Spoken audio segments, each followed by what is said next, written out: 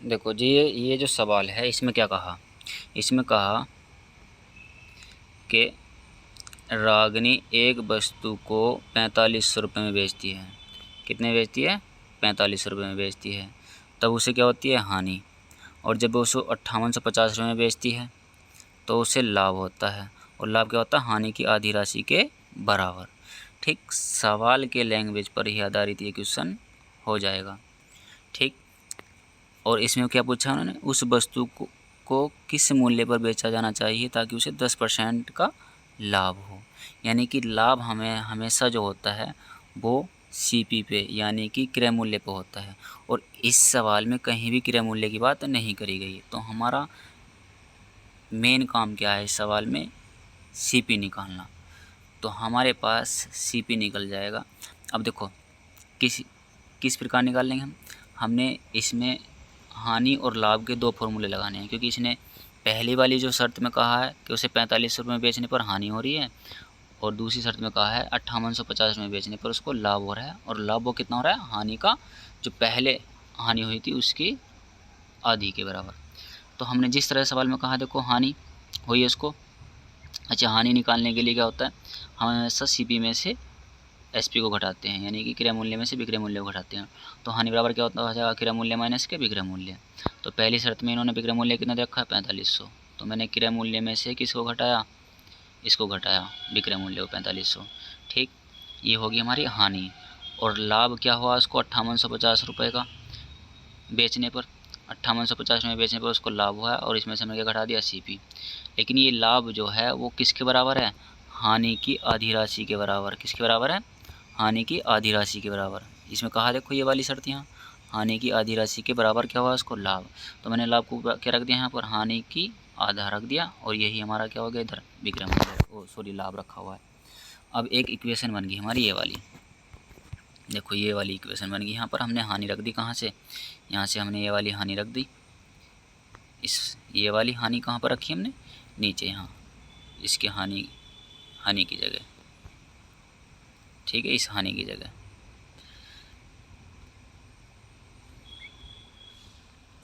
तो अब जो हमारा इसी इक्वेशन से सीपी निकल जाएगा। जब इस इक्वेशन को सॉल्व करेंगे, दो हमारा इधर बटे में रखा हुआ है तो इधर कहाँ पहुँच जाएगा? गुणा में। तो हम 2 की 5850 में गुणा करेंगे, 11700 बन जाएगा। और ये 2 CP हो जाएगा। ठीक, और ये CP इधर जाएगा, क्या हो जाएगा हमारा? 2 प्लस के हो जाएंगे, 1 CP आ रहा तो कितना हो जाएगा? 3 CP। इसको जोड़ेंगे इधर ला के, तो इसमें तो कितना हो जाएगा? ये 16200 रुपये। अच्छा, काट फिर के कितना आ जाएगा हमारा? 5400 रुपये। यानी कि हमारा क्रय मूल्य कितना आ गया? 5400 रुपये। तो 10% के लाभ के लिए जो हमारा सेलिंग प्राइस होगा वो 5400 का 110/100, यानी कि 110% हो जाएगा। और वो कितना आ जाएगा हमारा? 5940 रुपये। इसका क्या हो जाएगा? आंसर हो जाएगा ऑप्शन बी। ठीक, अब नेक्स्ट क्वेश्चन देखो। नेक्स्ट क्वेश्चन में क्या है? इस क्वेश्चन में कहा कि एक व्यापारी 15 किलो चावल 15 रुपये प्रति किलो की दर से और दूसरी किस्म के 10 किलो चावल 12.5 रुपये किलो की दर से, रुपये प्रति किलो की दर से, और मिश्रण को 21 रुपये प्रति किलोग्राम की दर से बेच देता है। यानी कि टोटल जो मिश्रण बना उसका, उस मिश्रण में क्या करा उसने? 1 किलो के भाव से 21 रुपये में बेचा। यानी कि 21 रुपये के भाव से पूरे मिश्रण को बेचा उसने। तो अब देखो सेलिंग प्राइस जो दिया है इसने 1 किलो का, वो 21 रुपये प्रति किलोग्राम दिया है। तो हम भी क्या करेंगे? इन दोनों किस्मों के चावलों को मिलाकर 1 किलो का क्या निकाल लेंगे? हम एवरेज निकाल लेंगे कि कितना हमारा क्रय मूल्य बना है, यानी कि सीपी कितना बना है एक मूल्य का, 1 किलो का। तो जो फर्स्ट क्वालिटी के चावल हैं वो 15 किलो हैं और 15 रुपये के हिसाब से हैं। तो टोटल रुपये कितना हो गए? 225 रुपये। और दूसरी क्वालिटी के जो चावल हैं वो 10 किलो हैं और कितने के भाव से हैं? 12.5 के। तो टोटल रुपये कितना हो गए? 125 रुपये। अच्छा, दोनों को जोड़कर कितने बनेंगे हमारे? 350। अच्छा, कितने किलो थे? 10 और 15 25। अच्छा, 350 को जब हम 25 से भाग करेंगे तो हमारा प्रति किलोग्राम का क्या निकल जाएगा? सीपी निकल जाएगा। तो मैंने दोनों को जोड़ा और दोनों की क्वांटिटी जितनी थी 10 और 15 कितनी हो जाएगी, ये 25, इससे भाग करा तो 14 रुपये प्रति किलोग्राम की दर से हमारा क्या बैठा, क्रय मूल्य बैठा। लेकिन विक्रय मूल्य कितना है उसका, 21 रुपये प्रति किलोग्राम। अब हमको क्या मिल गया सीपी मिल गया और एसपी मिल गया। ठीक है, सीपी मिला और एसपी मिला। सीपी हमारा कितना है 14 रुपये, एसपी कितना है 21 रुपये प्रति किलोग्राम। तो इसे क्या कर सकते हैं हम, लाभ परसेंट निकाल सकते हैं, और लाभ हमारा हमेशा क्या पे निकलता है, सीपी पे। तो लाभ कितने का हुआ इन दोनों में अंतर, अच्छा 21 में 14 घटाएंगे तो कितना आएगा 7, और लाभ किस पे, सीपी पे 14 बटे में आ जाएगा। अच्छा काट फीट के 7 दूनी 14, ये कितना आ जाएगा 50%। तो आंसर क्या आ जाएगा हमारा इसका 50% आ जाएगा। ठीक है, ऑप्शन डी है इसका आंसर। अगला क्वेश्चन है, एक बेईमान व्यापारी अपने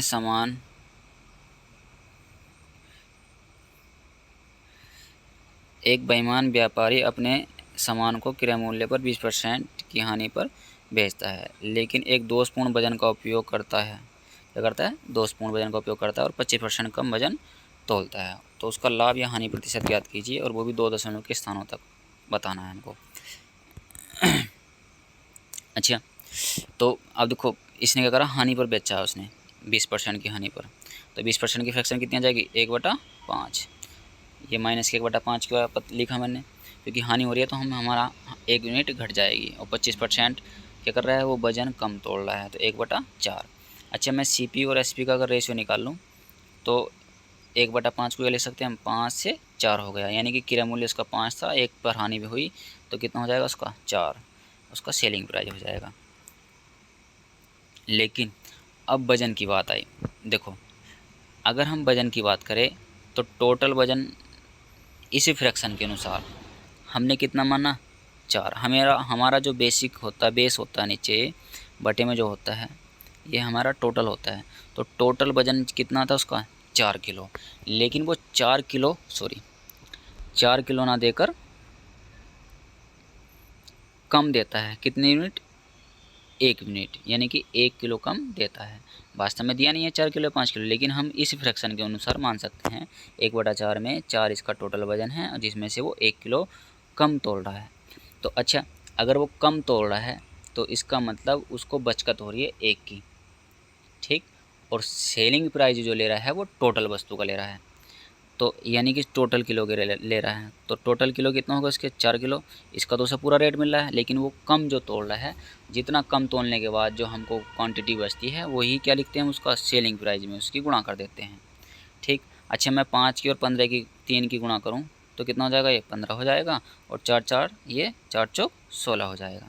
ठीक, क्यों मैंने गुणा करी, हमें इसमें गुणा करनी होगी। गुणा इसलिए करनी होगी क्योंकि ये इसकी क्वांटिटी है, यानी कि ये वजन है 3 किलो, और ये इसका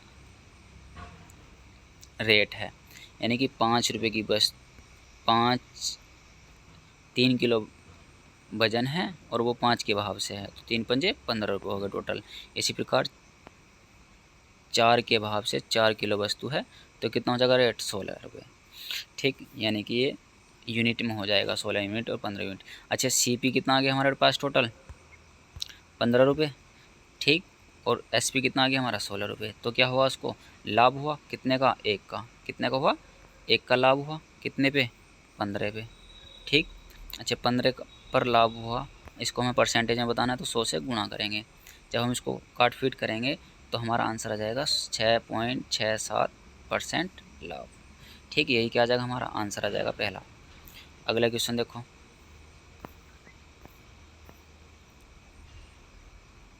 अगला क्वेश्चन है, एक बेईमान दुकानदार है, ठीक, और ये बेईमान दुकानदार क्या कर रहा है, सामान को क्रय मूल्य पर बेचने का दावा कर रहा है, हालांकि वह गलत वजन का उपयोग करता है और इस प्रकार उसे 25% का लाभ प्राप्त होता है। वस्तु को तो वो क्रय मूल्य पर बेच रहा है, लेकिन वो क्या कर रहा है, वजन को कम तोल रहा है, जिस प्रकार अभी हमारा पिछला क्वेश्चन आया था। ठीक, और वो 1 किलो के लिए वह कितने ग्राम वजन का उपयोग करता है, यानी कि वो जो है ग्राहक को दिखाता तो ये है कि मैं तुमको 1 किलो दे रहा हूँ, लेकिन वो चोरी कर रहा है किसी प्रकार, और वो क्या कर रहा है, वजन का कम यूज कर रहा है जो उसके लाभ का कारण बनना है। ठीक, तो लाभ का कारण कैसे बनेगा? देखो हमने क्या करा, 25% को उससे लाभ प्राप्त हो रहा है, तो 25% की फ्रैक्शन बना ली हमने 1/4, यानी कि 4 से वो कितना हो गया, 5 लाभ हुआ है ना। 4 की वस्तु 1 की लाभ हुई है, तो कितना का हो जाएगा, 5 का। ठीक, अभी पीछे देखो मैंने एक ये भी बताया था, जितना ग्राहक की जेब से जाएगा, सॉरी ग्राहक की जेब में जाएगा, वो उसके लिए क्या हो जाता है, सीपी। जैसे कि उसने ग्राहक को दिखाया कितना, 1000, लेकिन उसके पास से तो 8, सॉरी ये तो हमें निकालना है।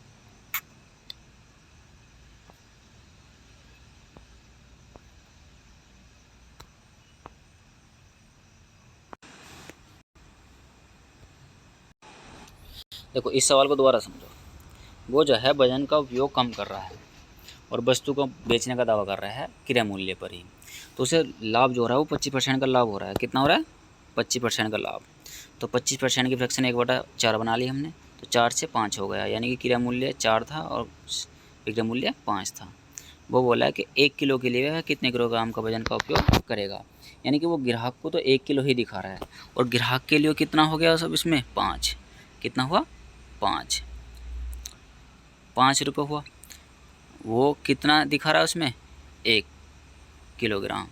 तो मैंने देखा 5 1000 का कितना गुना है, तो कितना है, 200 गुना।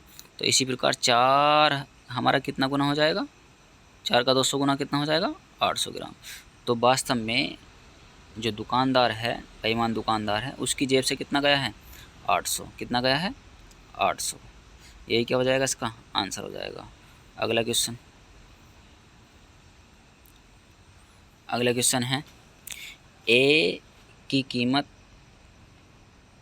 बी से 3 गुना है।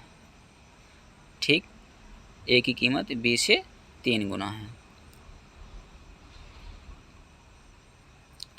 ए को 10% की हानि पर बेचा जाता है। ए को कितनी पर, 10% की हानि पर होता है। अच्छा पहले इसको देखो, मैंने क्या करा, ए की कीमत बी से 3 गुना कर ली, बी की कितनी मान ली मैंने, 100, और बी की 3 गुना है तो कितनी हो जाएगी, 300।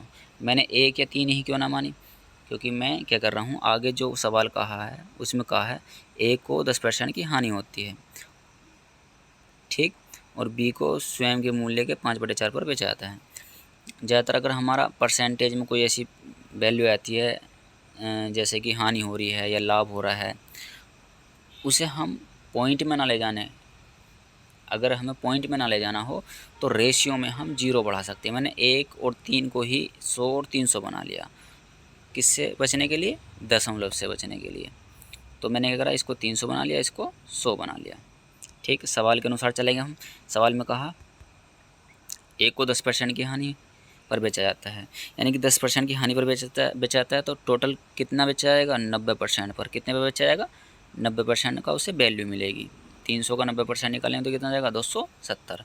लेकिन वो बी को स्वयं के मूल्य के 5/4 पर बेचता है, तो 100 का 5/4 कितना जाएगा, 125। जिस तरह से सवाल में बात कही जा रही है उसी तरह से हम सवाल को जमाते चले जाएंगे।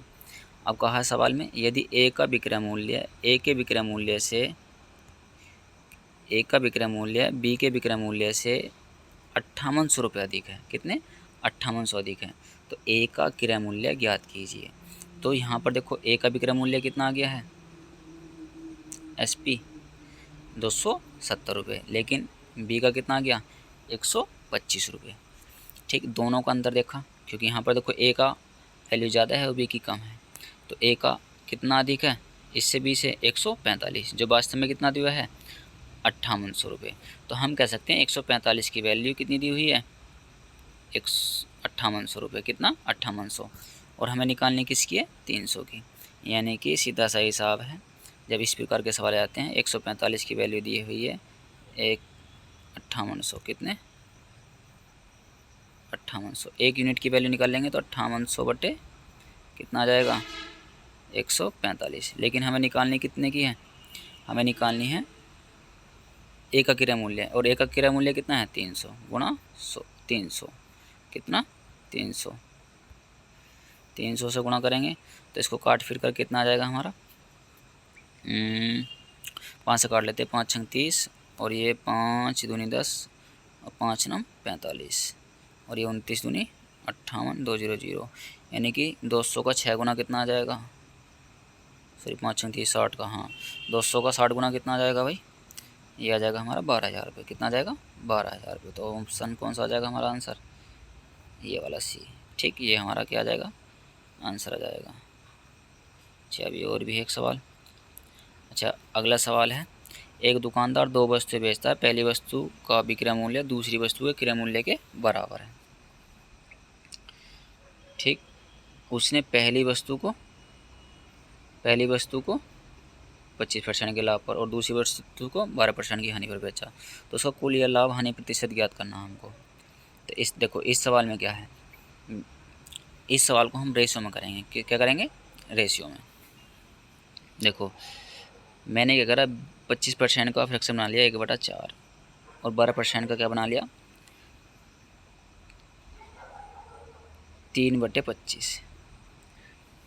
अच्छा एक बार इसको भूल जाओ, ये चीज़ें जो यहाँ पर देखो, जो पहली वस्तु है, पहली वस्तु को उसने 25% के लाभ पर, तो 25% के लाभ पर यानी कि 1/4 पर, तो 4 से कितना हो गया वो 5, कितना हुआ 5। और दूसरी वस्तु को 12% की हानि पर, कितनी हानि पर 12% की हानि पर, तो 12% की फ्रैक्शन कितनी आ जाएगी 3/25। तो वस्तु कितनी 25 से कितनी हो गई 22 रुपये की, क्योंकि क्या है यहाँ पर 3 यूनिट माइनस हो जाएगी क्योंकि वो बिक रहा है हानि में। अच्छा अब पढ़ो ऊपर वाली शर्त। ऊपर वाली शर्त है पहली वस्तु का विक्रय मूल्य कितना है यहाँ पर 5 रुपये, कितना है 5 रुपये।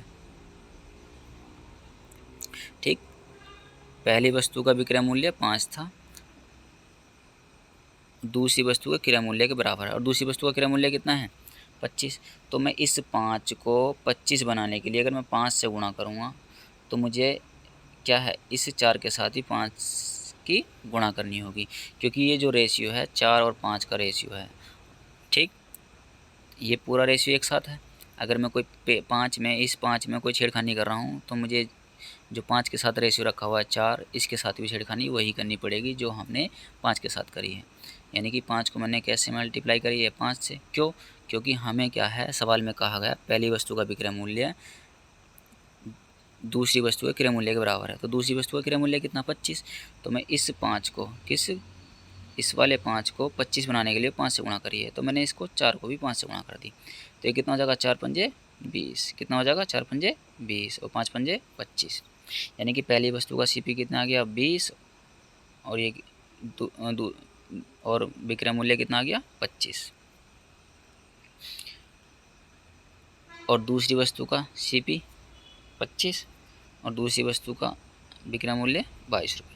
अच्छा टोटल अगर हम देखें, वो पूछ रहा ना कुल लाभ या हानि प्रतिशत, तो कुल विक्रय मूल्य कितना हो जाएगा 22 और 25 47 रुपये, लेकिन कुल सीपी भी तो हमको चाहिए 20 और 25 कितना हो जाएगा 45। अच्छा सीपी टोटल कितना हो गया हमारे पास 45 और एसपी कितना हो गया 47, तो लाभ कितना को आया 2 का, कितने पे सीपी पे होता है हमेशा 45 पे, गुणा 100। अगर इसको हम परसेंटेज में बदलेंगे तो कितना जाएगा ये 4 सही 4/9%, ये हमारा आंसर आ जाएगा। ठीक है, ये हमारी हो गया है 6 सवाल आज के, काफ़ी हैं।